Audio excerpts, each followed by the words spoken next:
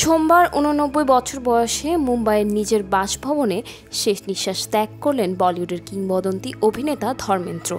মুম্বাইয়ের পবনহংস শ্মশানে তাকে শেষ বিদায় জানান অমিতাভ বচ্চন, আমির খান, অভিষেক বচ্চন সহ বহু তারকা। তার মৃত্যুর পরেই শুরু হয়েছে সম্পত্তি উত্তরাধিকার সংক্রান্ত আইনি জটিলতা।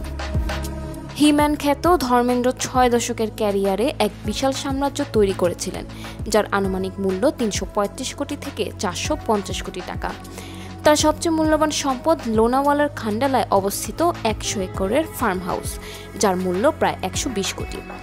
ফার্ম হাউসে তিনি বিলাসবহুল জীবনযাপন করতেন, চাষাবাদ করতেন এবং গরম ধরম ধাবা ও হিম্যান রেস্তোরাঁর মতো হসপিটালিটি ব্যবসা এবং বিজয়তা ফিল্মস প্রযোজনা সংস্থা পরিচালনা করতেন।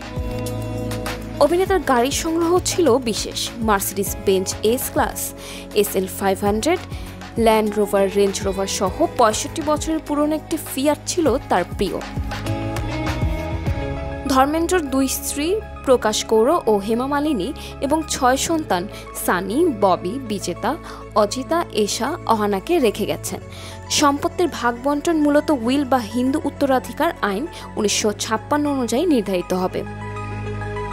উইল থাকলে সেটাই চূড়ান্ত হবে। উইল না থাকলে স্ব-অর্জিত সম্পত্তি ৭ সমানে ভাগে ভাগ হবে প্রকাশ কৌর ও ৬ সন্তানের মধ্যে। হেমা মালিনী সরাসরি উত্তরাধিকার হবেন না, তবে দ্বিতীয় বিবাহ থেকে জন্মানো কন্যারা আইনি অধিকার পাবেন। সম্পত্তি বিতরণের আইনি জটিলতা এখন সংবাদ শিরোনামের কেন্দ্রবিন্দু।